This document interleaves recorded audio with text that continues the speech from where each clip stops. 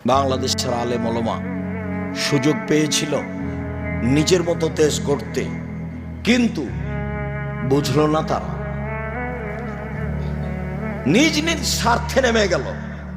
সবাই বসে, যারা মনে করে আমরা কোরআন হাদিস বুঝি, হানাফি হোক, শাফি হোক, মালিকি হোক, হাম্বলি হোক, যেই হোক না কেন, তারা যদি নিজ স্বার্থ ত্যাগ করে বাংলাদেশের মাটিতে পরামর্শের ভিত্তিতে নেতা নির্বাচন হবে, এই পদক্ষেপ যদি তারা হাতে নিত, তাহলে যারা গাদ্দারি করছে, করেছে, করবে, এরা সুযোগ পেত না। কিন্তু আমি আর আপনি তো সুযোগ নিলাম।